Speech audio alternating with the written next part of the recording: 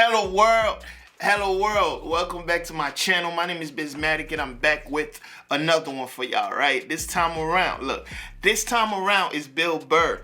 How you know the N-word is coming? Oh man, some of these titles are just hilarious. I'm not gonna lie to you. But if you're new here, go ahead and hit that subscribe button. And if you want to see more Bill Burr, bring the likes way up. Like the video, right?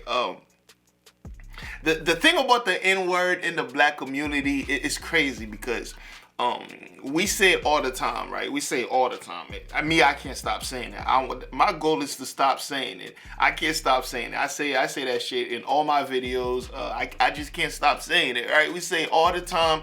We put it in our music, which is very popular music, right? Everybody's listening to this. And I'm pretty sure white people buy more music than any other people in the world. So they listening to this shit. Of course they're saying it. Come on, man. Everybody's saying it.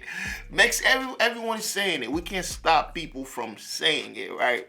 Now, is it okay, right? That's the big question. I'll answer this for you right now. For me, I don't think it's okay, but I also don't think it's okay for us to say it, but I just can't stop saying it. I just feel like there's no such thing as, yeah, we took it and we gave it power. That's like saying you have HIV, but nah, I took the HIV. You know, nah, I'm using it. It's powerful now. It don't make no fucking sense, right? It don't make no sense. But I don't think I'm ever gonna stop saying it. But that's my goal. But let's go ahead and watch this, man.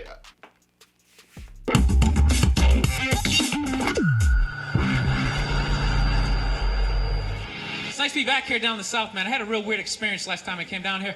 I was in Nashville, right? Sort of an awkward social situation, right? I'm sitting at this bar. There's this white dude sitting like 2 stools away. I don't know him. He doesn't know me. And that Terrell Owens story was in like sports news. So I try to make conversation. I'm like, man, look at this guy. This guy just signed a $40 million contract. He's already bitching, man. How much money do you need to make? And the dude looks at me. He's like, you know what I say? And then he looked over his shoulder, which I now know is the telltale sign that the N-word is coming. And it's coming hard. Oh yeah, it's not going to be pronounced with the A, it's going to be with the R. And he hit the R, he like stuck the landing. It was like a dismount, Klan members high-fiving in the background, like doing the wave. Just out of nowhere. So now, immediately, I'm looking over my shoulder like, dude, what the hell are you doing? You know what I mean? I'm waiting for like this hail of black fists to come raining down on top of me. I hate when people do stuff like that. That dude made me part of like a potential ass kicking that I had nothing to do with. Yo, some real ass whooping, for real. You don't do shit like that. He just had that word, hot potato, just threw it in my lap. Trying to pass it down to the next white dude. I hate when people do that, man. You know, it's like, dude, feel me out first. Ask some questions. Do you like to fish? Have you ever fucked your sister, right? I start rattling off answers, then you go old school. You give me a pamphlet, you tell me about your militia. Don't just dive into it. He went straight to it. That dude was one of the angriest people I ever met. I should have known that word was coming, because he was just watching Terrell, right? Anytime I would bring up, look at man, that guy's talking trash, he would just like flip out. He won't shut up! You know, those people get like so mad they're not even looking at you. Their eyes are open. Just shut up and play the game. You know what's funny? I don't even like Terrell, but now I love the guy. Because every time I see him talking trash, I know this idiot in Nashville is just losing his mind, like kicking over his kitchen TV. Shut the fuck up!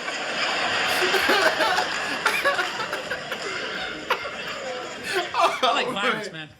Oh, man. I am. Not like when it happens to me or if I see it live. I like watching it on TV, you know?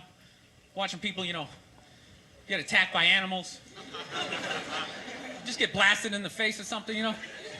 Like, I'm a huge sports fan. You know my favorite, like, moment of, like, the last year was in sports? That Detroit Piston, Indiana Pacer, bench clearing brawl.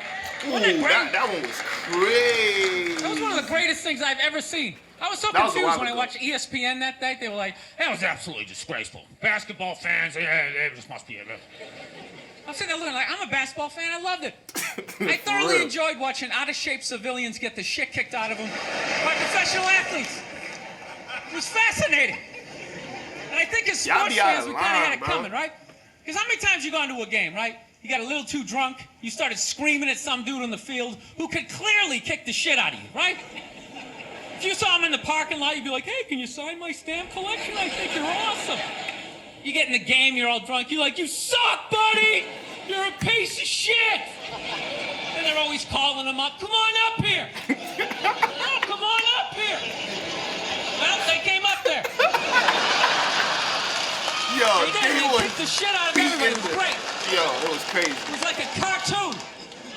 You're like beating up whole rows of people at once. Like, I loved every second. I love how Ron Artest punched the wrong guy. Wasn't that great? He taught that dude a valuable lesson in life. When shit goes down, you don't just stand there like you're watching a movie like, wow, it's coming right at me. Must be in 3D or something.